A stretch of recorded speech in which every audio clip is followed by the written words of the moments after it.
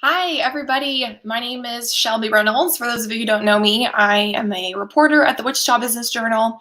I'm a 2016 graduate of Wichita State. I was a communications major, of course, but I had an emphasis in journalism. And so I'm here to give a presentation about sort of what I think is the next generation of a journalism career, because of course, we all know that that's changing. It used to be that you get a job in journalism and you'd work at a daily newspaper and have one beat, and that would be your beat for most of your career. But in many ways, I think that my career path has maybe been pretty unusual. I've covered a range of beats at two publications in a matter of 4 years, which is maybe unusual, but I can't help but think that's sort of the next generation of how this works. And I think that we should all sort of be on our toes and expect the unexpected, because I never imagined I would be where I am today. So that's what I'm going to talk about, and we'll get started. So if you watched Sean Jones' presentation yesterday, my friend Sean, he said that every good presentation starts with a meme. So I went and hunted one down. So this one made me laugh. It's pretty accurate. I mean, I spend a lot of my time on the phone in front of the computer, especially now during COVID that I'm working from home. My poor phone battery doesn't know what has hit it. So this one always makes me laugh. So a little bit about me. I think I'm unusual because I knew what I wanted to do very early on when I was young. It's funny, when I first started to put this presentation together, I got a Facebook memory, the status I had posted when I was 16. My first paying job actually was working for Catch It Kansas, which is, I don't even know if it still exists. It's through KBCH Channel 12.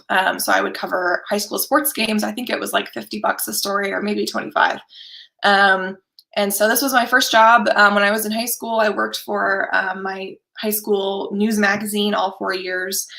So I knew pretty early on that journalism was what I wanted to do. And so this is kind of where my career path started. This is just sort of a breakdown of my resume, I guess. And I put on here all of the different roles that I had in each of these jobs, just because I wanted to showcase that the thing that I got from the Elliott School is that I learned to do a lot of different skills and a lot of different things. So even though being a reporter was definitely my bread and butter, I could design, I could, use a camera and shoot video and edit video. So my time at WSU, I was a reporter at the Sunflower starting out, and then I kind of moved up, as a copy editor. I think I was actually the Sunflower's first social media manager, believe it or not. And I was a designer at one point, managing editor, and then editor-in-chief. And that was, all 4 years of college. I also took the Flint Hills Media Project, which I know other people have talked about during CommWeek. I was a reporter and a designer and sometimes a photographer. And then I was actually an intern at the Wichita Eagle all 4 years of college as well. They had an internship program during the holiday months. So I think it was like maybe 2 to 4 weeks in December and January. So I was a reporter there, and then a full-time summer intern, which was a paid position, the 2 years between my sophomore and junior and senior year. So, and I was, of course, responsible for reporting. And I think what's really good about internships is that editors know that you need to experience a lot of different beats. And so, I covered cops, I covered courts. Sometimes I had to cover the city if the city reporter was out. I occasionally would do some features for the features editor, which ended up coming in super handy later. And so I was really glad that I got to dabble in a lot of different things, because when it came time for me to apply to a job after graduation, I had all of these different clips for a wide range of positions that I could apply for. And so when I graduated in 2016 from WSU, the sort of natural progression for me, and the thing that I'd always hoped for, was to get a job at the Eagle. But unfortunately, there wasn't a job opening at the time. And so I was sort of forced to look elsewhere. And so I applied, I think it was something like 40 jobs all over the country, which terrified me. I grew up in Wichita. I, went to WSU. I stayed at home all through college. And so the idea of moving somewhere was really scary, but also I kind of welcomed the idea at a certain point just because I knew I wanted to get some life experience and live somewhere else for a time. And so I ended up getting a job at the Naples Daily News, which is in Naples, Florida. It's in Southwest Florida on the Gulf Coast, basically right across from Miami.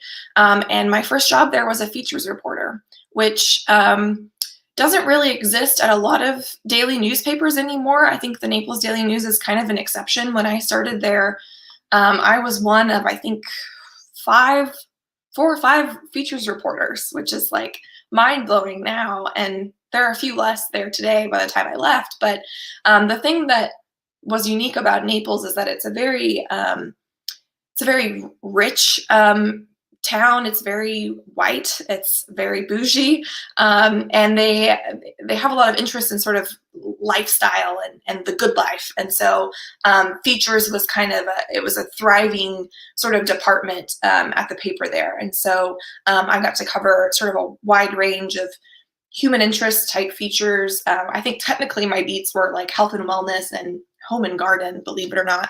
And so I'll show you some clips from that. And then I ended up sort of transitioning into a food writing position. I kind of accidentally landed in it, and I actually really enjoyed it, and it was a lot of fun. And so I'll show you some more clips from that as well. And I did social media, I did some photo and video, and I actually ended up doing a little bit of marketing, and I'll talk more about that later. So I was at the Naples Daily News for about 3 years and was trying to find my way back to the Midwest. So I went to Florida, again, trying to get life experience and to try to find out if I wanted to live somewhere else or if I wanted to come back to the Midwest. And turns out I'm a Midwest Kansas girl at heart. So I was looking for jobs. I was kind of just ready to move on and try something different. I was looking in Kansas City and in Wichita, and at the time there was a position open at the Business Journal, which, to be honest, was not at all something that I thought I would ever do. When I was an intern at the Eagle, I never did write a business story for some reason, and so it just seemed really intimidating to me.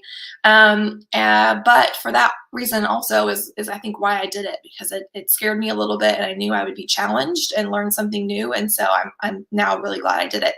So my beats are real estate and development, and I do occasionally do some photos too. So I thought I would show you what my online portfolio looks like, just for those of you who maybe are thinking about putting this together. I think that this looks different than it did when I first graduated, but the idea is the same, that I've got, a wide range of social media, design, some video stuff, writing, of course. And so this, I guess I probably updated it whenever I was leaving the Naples Daily News.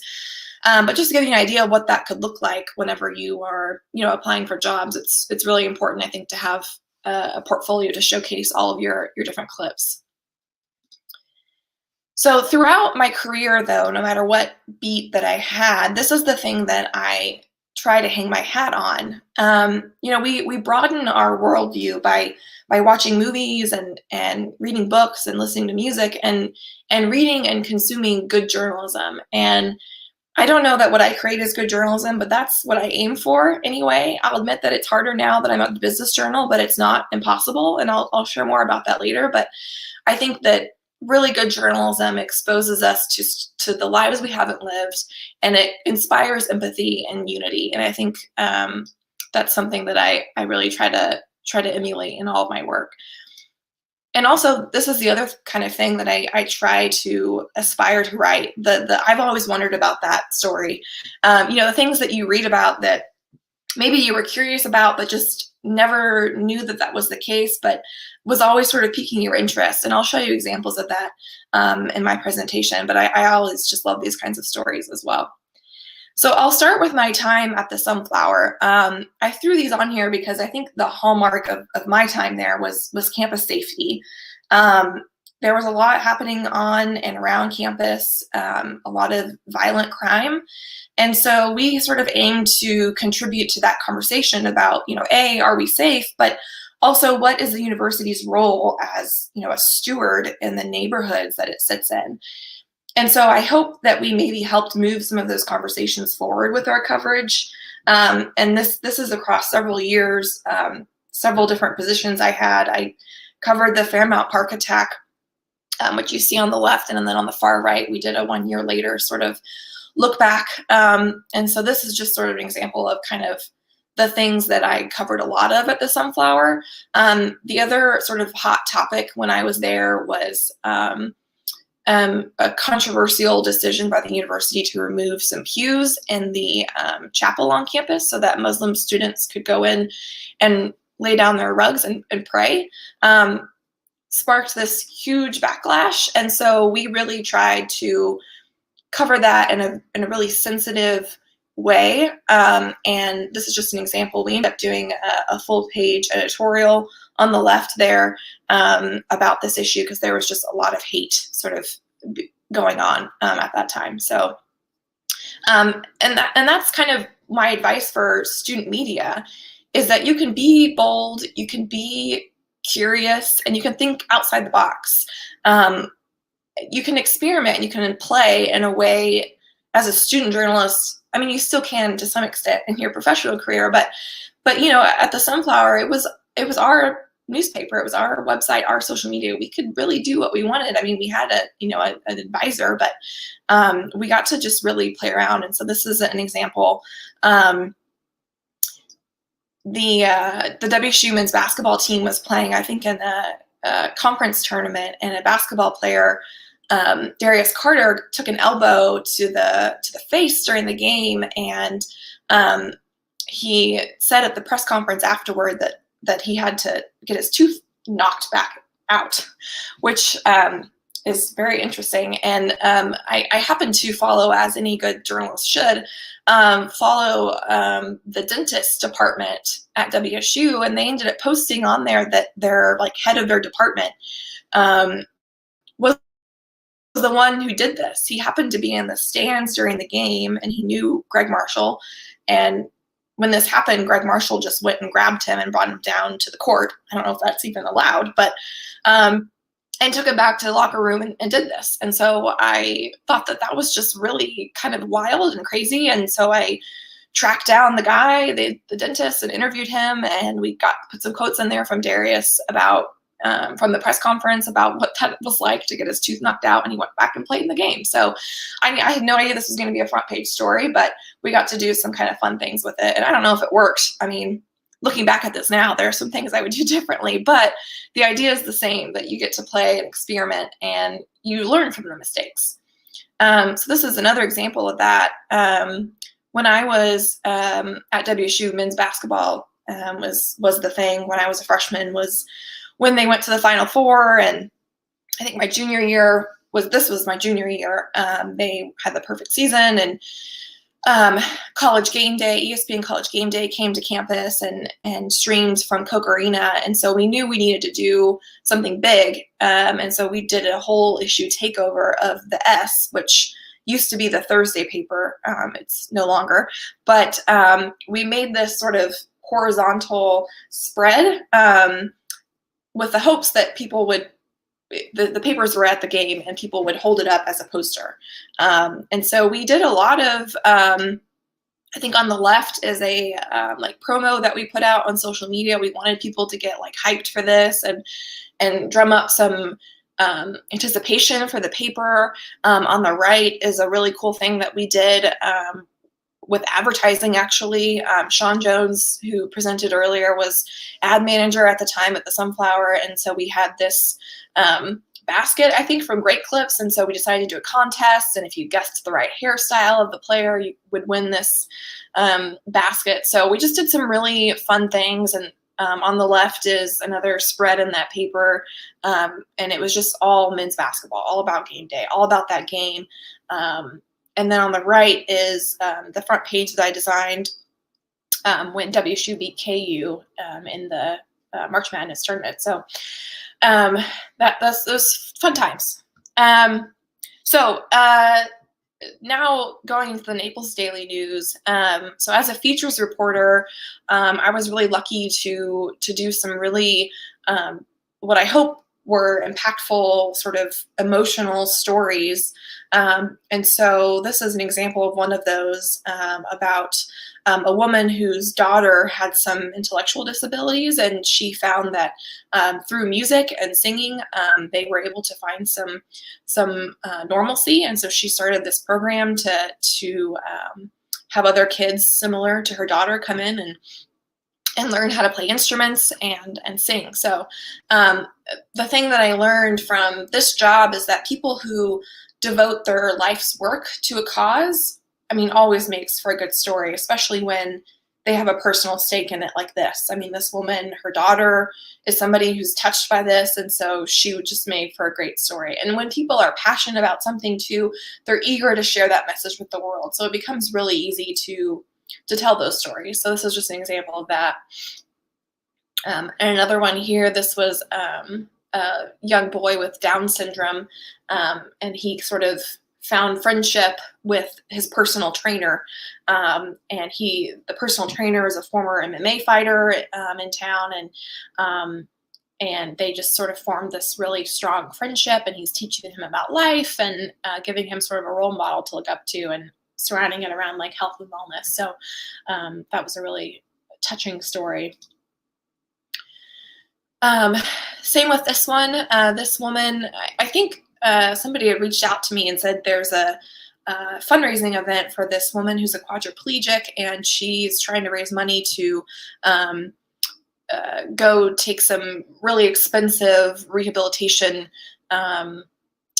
lessons. She was accepted into this really prestigious program at some university somewhere.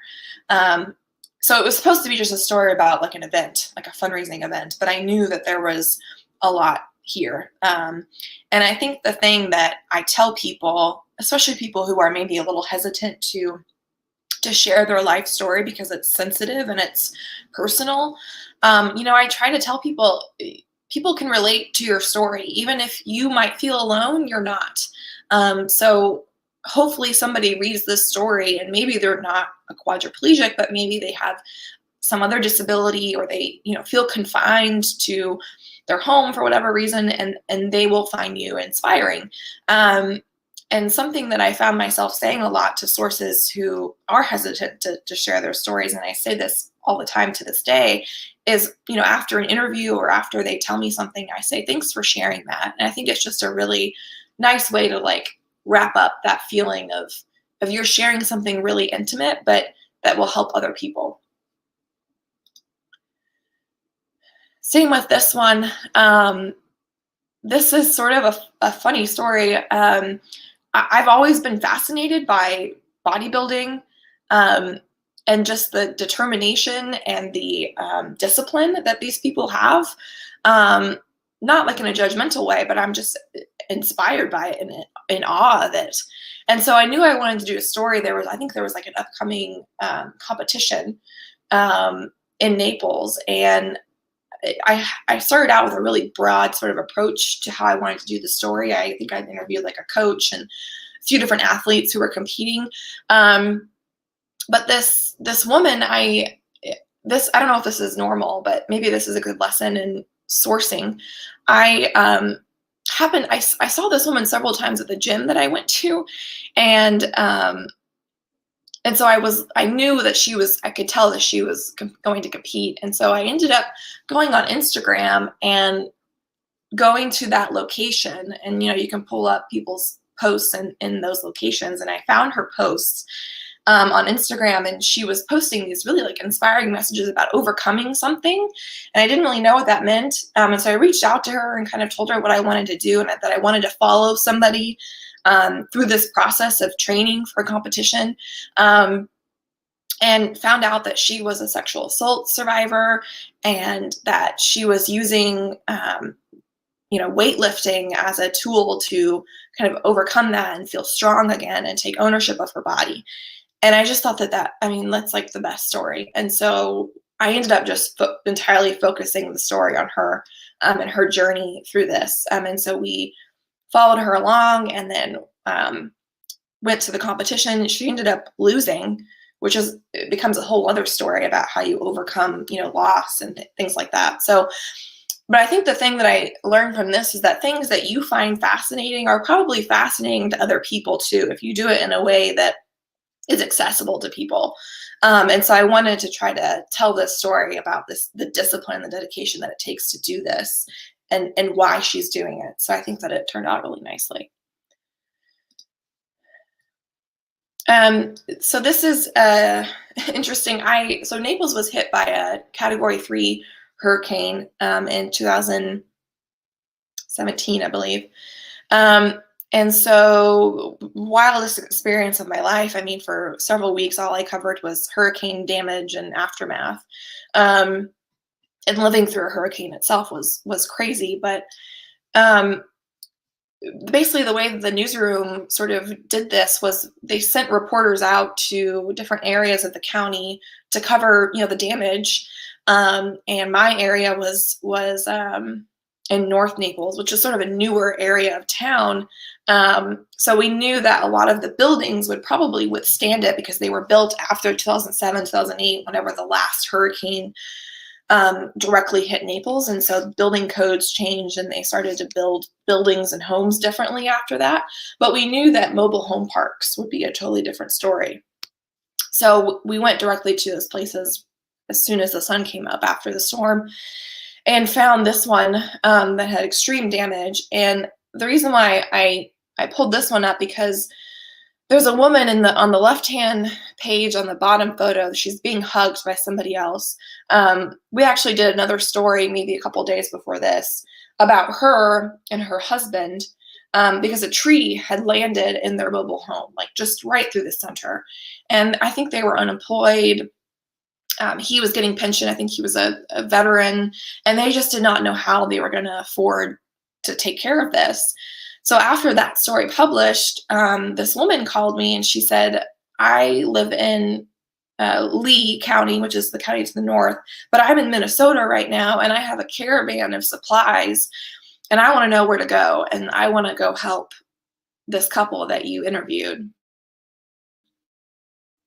So I think I probably gave her the name of the community, and I went and told my editor about it, and they said, well, you need to go and do that story too. So I think this is just a good reminder that your work can help change lives. I mean, obviously this is sort of a crazy sort of example of that, given it's a hurricane. But I mean, even the quadriplegic story earlier, people who read my story showed up at the fundraiser that I mentioned at the very, very end of the story just to donate because they had read that. So that's a really rewarding sort of reason to do this work. So from there, I got a foray into food writing. Naples is really kind of a unique community because we have the largest per capita restaurants per capita in Naples. It's a town that likes to eat. And so those stories always did really well for us. And there was kind of a push to do more of that sort of journalism, that sort of work. So I attended a food journalism conference, which is a thing. It was awesome, and came away really inspired to write about cultures and cuisines. Naples is sort of unique because it's sort of a melting pot of cultures. And so I really wanted to try to write about that. And the thing also that I got from that conference was that food really brings people together. No matter what is happening in the world, we all have to eat. And so food journalists are in a unique position to unite people that way. And so I really kind of set out to try to do that. So on the left, you've got a story about a food truck owned by a couple. And then on the right is a German woman who makes pretzels. And then I actually started a series called Behind the Dish. I partnered with a videographer on staff, and she would do these 2-minute long sort of documentary style videos, and we would feature a chef in town about what inspires them to cook, that kind of thing. So I got to sort of highlight all these different cooking styles, but at the same time, their culture and what inspires them to do it. So, and from that, I became a food critic. So Jean the Boeuf is a pseudonym that exists in Southwest Florida. It's like a 40-year-old name, and a lot of people have written underneath this pseudonym. And so I did it for almost a year. It was tons of fun. I learned a lot. I'm by no means a food expert. And so it took a lot of sort of researching and learning. but it was tons of fun. And the thing that was unique about JLB, which is the name for short, is that it really is a brand, and our readers loved it. JLB had a very strong, devoted following, and so I got to help manage our social media accounts, which, as you can see, were pretty popular. Sorry, I'm probably making everybody hungry. We did some marketing. So we had a newsletter that went out once a week. We would do contests occasionally. We had some JLB swag, like t-shirts and stickers and things. We also, did some promotions around like events that we would have. We would put on a food and wine festival. The Naples Daily News is owned by USA Today, and they have a food and wine festival. I don't know if they still probably don't do that now with COVID, but so we would do some sort of programming around that. And we had a Facebook group, which, as you can see, I'm no longer a member. As I'm sure many of you know, Facebook groups are sometimes a cesspool of conversations. So I got out of there when I moved. But as you can see, it has like 3,000 members. So, and this is all sort of underneath the JLB umbrella. So that was sort of really an interesting section of my career. So from that, I came to the Wichita Business Journal. So my beats are real estate and development. This is just sort of an example of the day-to-day web stories that I might publish. A lot of people don't know this, but the Business Journal is truly an online publication. We do print once a week, but that print edition is just such a small snippet of what we do on a daily basis. And the expectations to publish daily are pretty rigorous. So I'm responsible for reporting, 2 to 3 stories a day usually. And so this next slide, I'll talk about kind of where I find the story ideas, just because business reporting and real estate reporting is just, it's a totally different way that you sort of approach it. And so I had to kind of learn how to do all of this on the spot. So leads, these print in our paper every week. Somebody at the Business Journal, which is also owned by a national company that have publications all across the country, somebody's job it is to go in and cultivate all of these public notices, and then we get them every week on Thursday. That's like my favorite day of the week. So this includes building permits, bankruptcies, civil lawsuits, residential and commercial real estate sales. And so I find tons of story ideas in here, but you just have to know how to read it. I mean, looking at this, it just looks like gobbledygook, but you have to sort of know how to go about it and what to look for and how to use. It's the county's GIS codes, so that's kind of a really good place, a gold mine for a lot of stories. Building permits, like I said, I'm usually looking for projects of at least $1 million. It's a good place to look for new projects that are underway.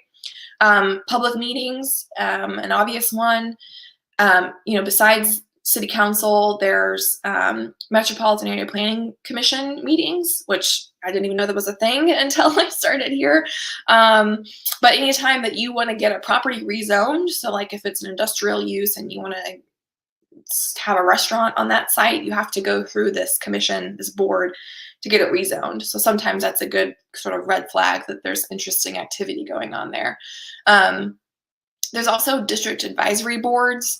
I think there's like 6 or 7 of them that have meetings, and oftentimes developments have to go through those dabs before they can get to the city council. And so it's usually a good place to find story ideas, but it's time consuming. Sources. Oh, I just saw a question actually about this. JC asked, what is the best way to network in the industry to develop leads? It's a great question. That is a lot of what my job is actually, is relationship building. I 100% feel like this job is about relationships. And so when I first started, it's tough being a new person and coming into an industry that people don't know who you are, and they have to trust you and you have to trust them. And so it's a lot of just cold calling and sitting down in person and introducing myself and what I feel like my role is and how I can help them and they can help me. Um, so, you build relationships with people, and when they come to you with story ideas, I mean, that's makes my job so easy. It's not always that way. A lot of times I go to them with information and try to get the story out of them. But you just build trust, and you kind of it's something that takes time, and you work at it. And once you do one story together, then they kind of know how you work, and they'll come back to you. So, doing right by somebody, I think, is really important. And this is a really tight knit community. So if you do wrong by one person, it gets around. I mean, I still have a job to do. I'm going to be, an ethical journalist, but I have to be able to explain to somebody what I'm doing and why I'm doing it. So sourcing is just a big part of what I do. And then just good old fashioned driving around is sort of the last place that I find story ideas. I think I knew this to be true, but it didn't really hit me until COVID. Now that I'm working from home all the time, I don't get out anymore and I don't see what's happening. So I try to get out and drive around, and you see new construction or signs up, and it's obviously a story. So it's always a good place to look. So besides the web stuff, there is still an opportunity to do more thoughtful journalism. So this is our print edition, and this is an example of maybe a special edition.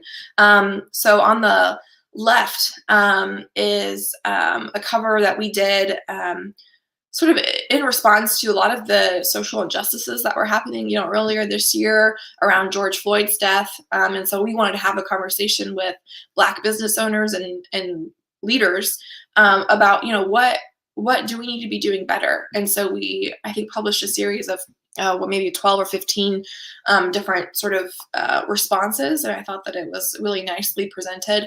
And we're still doing a lot of work around that area as well. So, and then on the right, because of COVID, we're doing a lot of, in-depth sort of work on how businesses are being impacted. So we were following a series of 5 businesses. It's called Small Business Big Mission.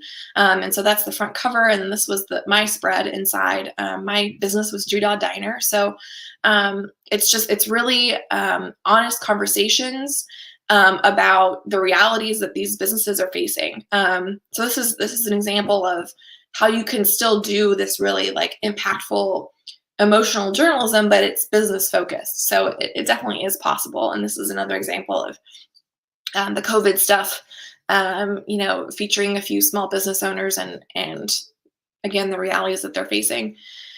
This is one of those I've always wondered about stories. Whenever scooters first arrived in Wichita, we decided to try to tag along with them whenever they set up these scooters in the morning. They just sort of appear out of thin air and nobody ever knows where they come from or how they got there. And so this is an example too of you just never know until you ask. And I've learned that throughout my entire career. You just have to ask. I mean, the worst somebody can say is no. And you get some really good stuff. So I got to ride along with this guy at I think 4 or 5 a.m. and I actually took photos too. So that was a really fun sort of experience. Just some lessons learned so far, and then I'll sort of get into some questions. And I've maybe already said some of these things, but say yes to every opportunity, especially when you're in college. I mean, I tried to attend every conference that was put in front of me, applied for every scholarship.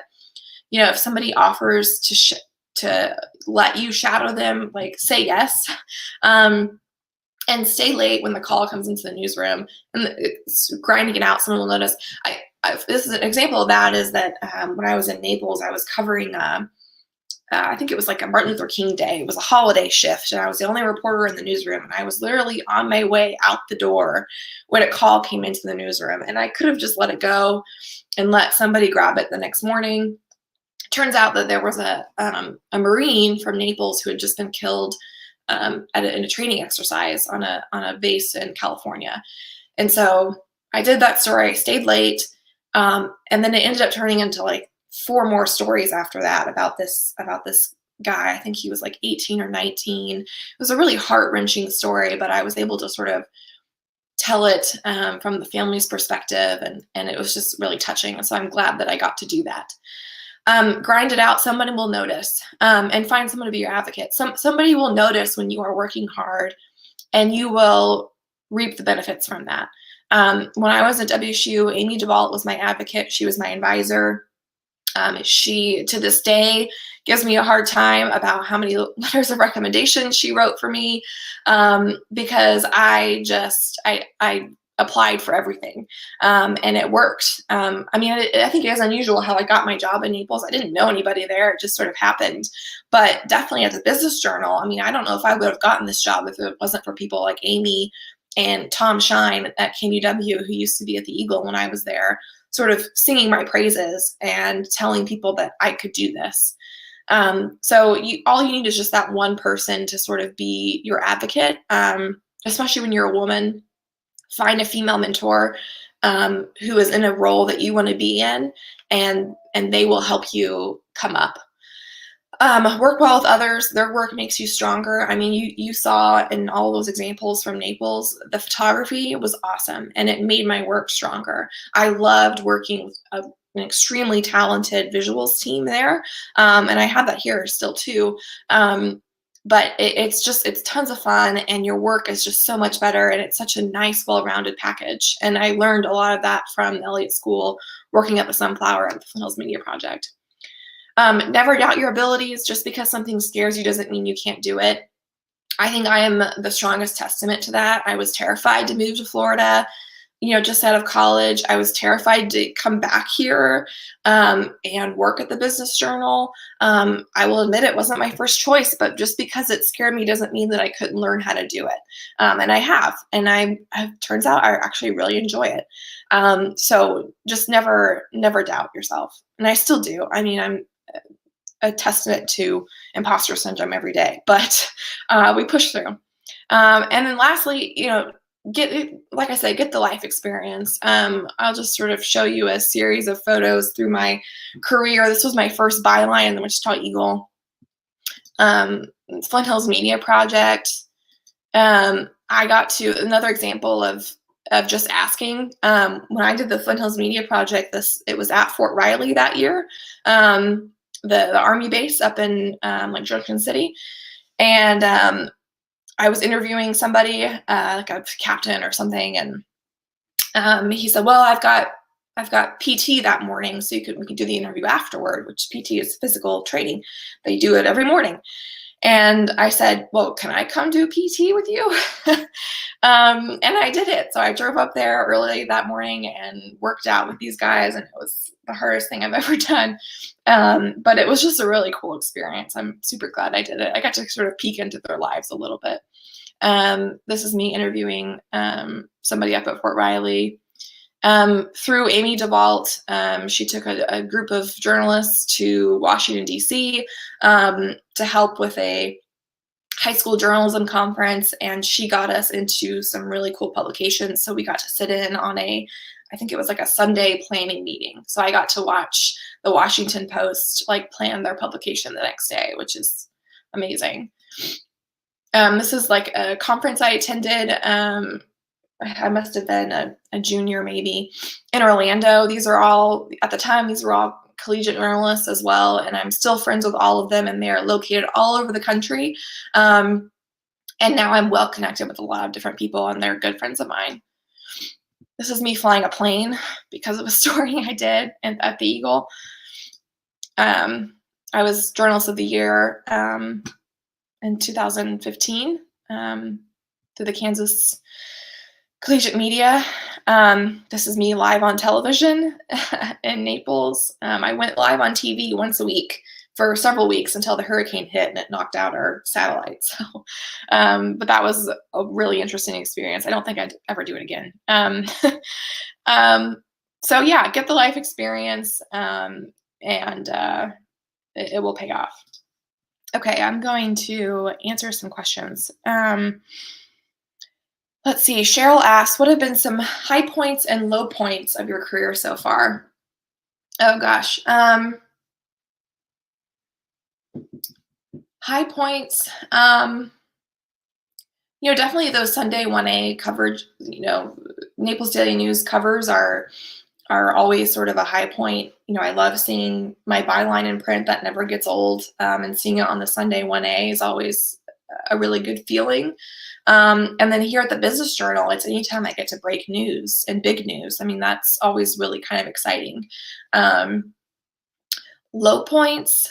Oh, there were some moments during that hurricane that were some really low points. I was living in the newsroom because the building was a hurricane strength building. And so I was staying there, and my apartment had some water damage that was being fixed. And so I was like living and breathing work. And those were definitely some low points. But I think a reminder, and it's the same with COVID now, that the work that you're doing, during crisis is really important because people are coming to you for that information. And so that's sort of a way to sort of pull yourself out of those low points because COVID's also been super draining. So it's a good reminder. Sean Jones asked, aside from receiving press releases, how do you get tips and find story ideas? Well, I kind of already answered that, but the idea behind my job is that I'm supposed to know about news before the press release comes. And we don't write every press release story. It just depends, and we try to go beyond just that because everybody's getting the press release, right? So you want to have something a little bit more. Getting tips and finding stories, it just comes from having good sources and knowing where to look in those, public documents and things like that. Maya asked, did your workflow writing features for the Naples Daily News differ from the workflow you practice at the Business Journal now? Oh, definitely. At the Naples Daily News, I would probably publish 4 to 5 stories a week on average. And all of those would appear in print. Maybe one that wouldn't. Whereas here, like I said, I'm doing 2 to 3 a day, and most of those don't go in print. So that workflow is very different. I do like that being here has put more focus on the online portion of it and how it's packaged and how it's delivered, and it just gets the news out. Whereas at the Naples Daily News, we definitely were an online publication still, but we still have that print edition. So I can focus a lot more at the Business Journal on just the news because I'm not even the one deciding like what goes in the print edition. So I don't even have to think about it really. So that's just a totally different workflow. Jessica asked, oh, that's so sweet, thanks. Have the stories you've been able to tell changed your worldview or perspective at all? Definitely. I think being a journalist exposes you to a lot of different people and backgrounds, and you get to see a lot of injustices. And like the thing about Naples is that, like I said, it's a very rich community. It's very wealthy. But there are communities surrounding Naples that are farm communities. So there are a lot of Mexican immigrants there who are out there working in the fields, picking the fruits and vegetables that end up in our grocery stores. And so I did a few stories about that, but we had a lot of really good investigative journalists who covered that really well. And you get to learn about a lot of just the wrongdoings in your community. So yeah, you learn a lot about it. And if you read about it, then you get to experience it too.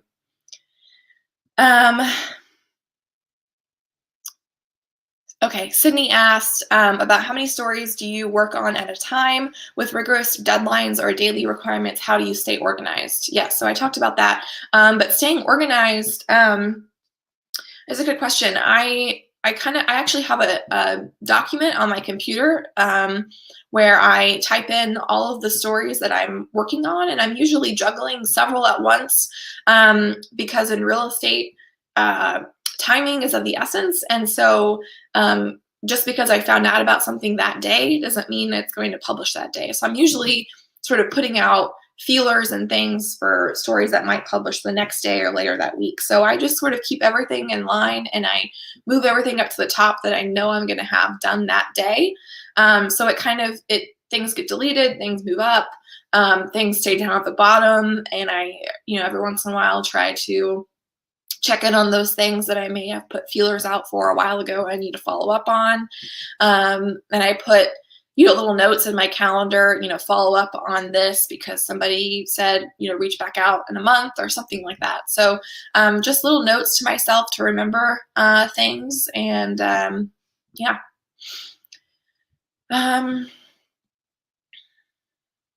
Okay, so Bree asked, how did you adapt so well to all different types of stories and styles? Was it natural for you, or was it something you learned along the way? That's a good question, because writing about food and a real estate deal are two very different things. Real estate's a very different style. I think when I started, somebody gave me like a sheet that has all the different things that you need to check off somewhere in your story. And so asking those questions, like, who was the general contractor on this project, and who was the architect, and when did the deal close, and who were the real estate agents who were part of this transaction, things like that, is so new to me.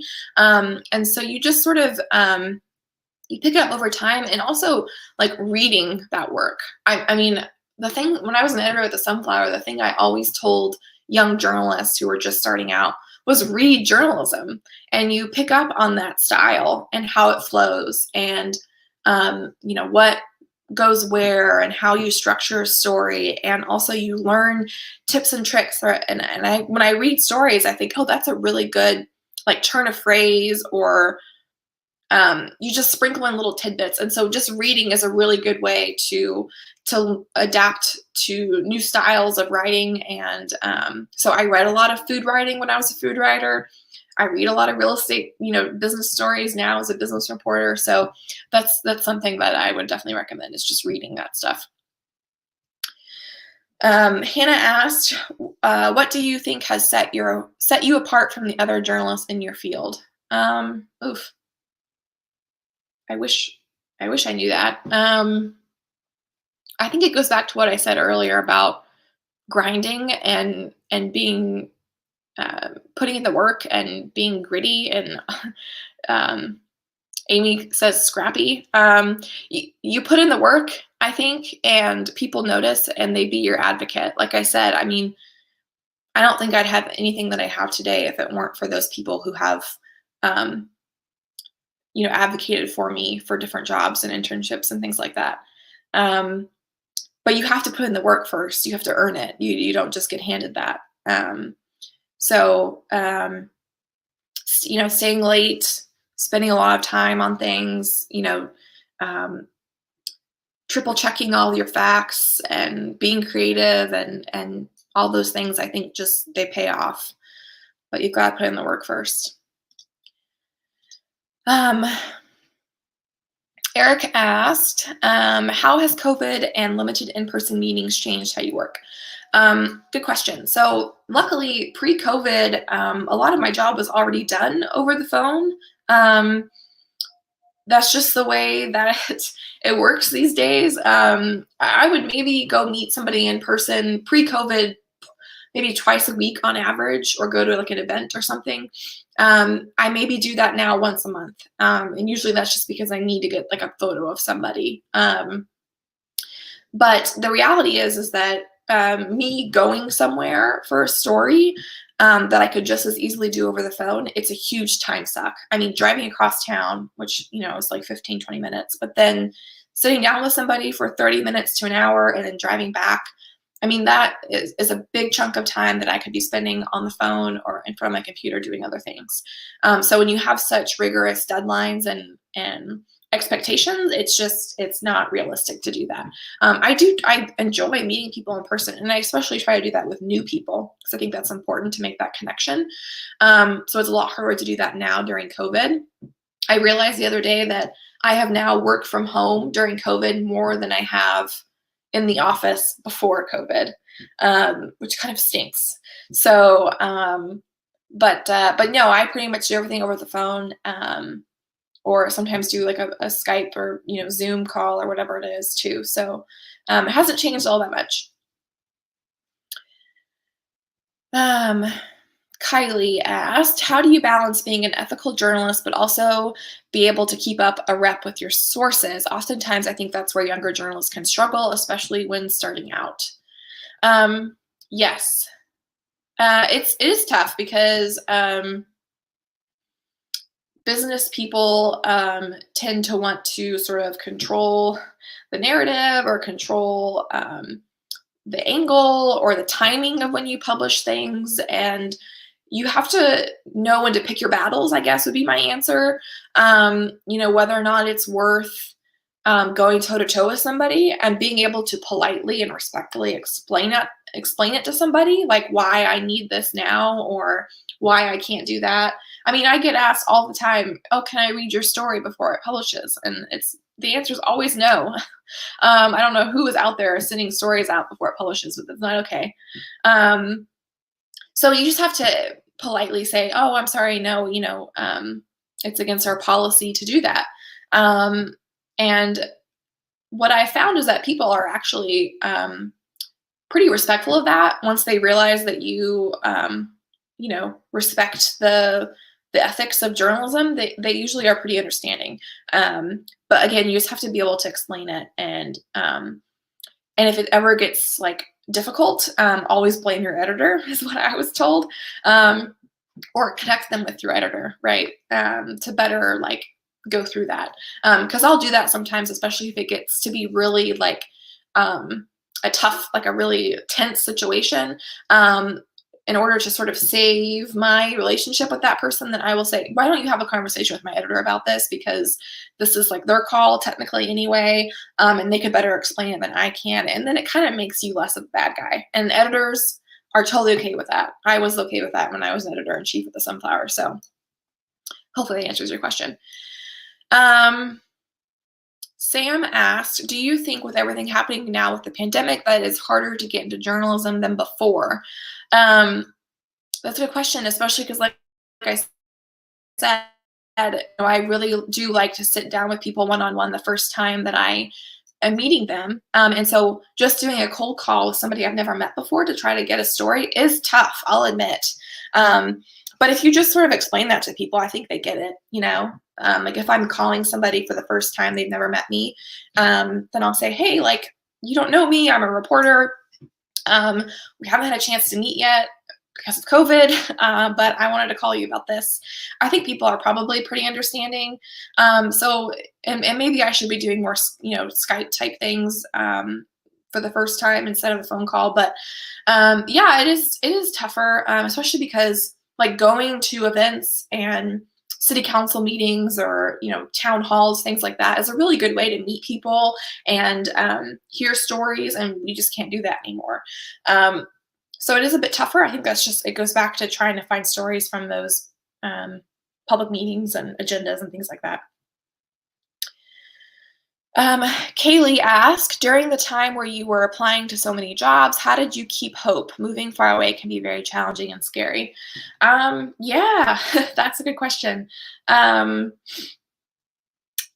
started pretty early. I think it was maybe January. I graduated in May, so I think I started in over Christmas break. I was like applying really hard so that I didn't feel like I was in the middle of the semester and having to do that at the same time. So I do recommend that, applying to jobs, or at least like getting your name out there like in January before the semester starts is a good idea. The only thing I ran into with that was that sometimes people wanted to hire somebody sooner than when you would graduate, in May.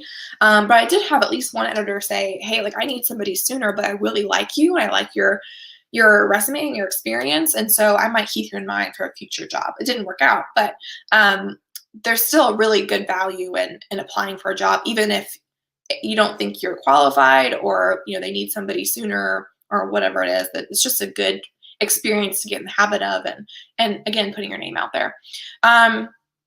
Yes, it can be very challenging and scary. I don't know, just with time, I got more used to the idea, and you just try to focus on the positives of, the community that you're moving to. Once I heard back from Naples about, doing an interview, I think I think it was March when I heard back about that job. And so I didn't know anything about Naples or Florida really in general. So I just did a lot of research and started to learn more about that community. I mean, I was lucky I lived on the beach, like it's a beautiful place, but you just sort of kind of get excited about the possibilities of living somewhere else and just focus on the positive. So um, Audrey asked, how do you stay motivated?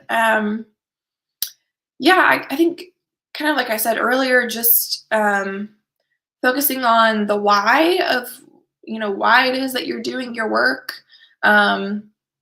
and the rewards that you get out of it. Of course, not every story is all that rewarding, but it will come. If you're doing the work and putting in, doing the stories that you have to do every day, it will pay off eventually because you have those sources. They will give you the big bucks eventually. So you just have to push through the muck sometimes to get to that payoff at the end. And so far it's worked for me. So that's just a good reminder.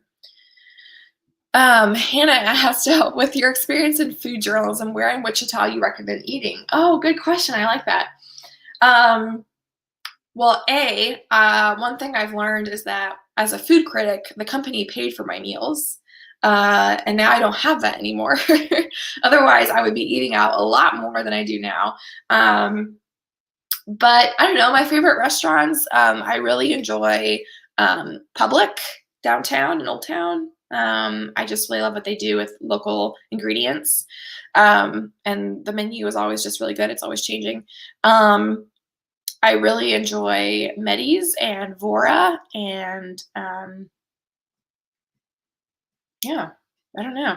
It's a good question. The Belmont's always great too. I like what they're doing there. It very much reminds me of like the kinds of things you would see in Naples, so I really appreciated that.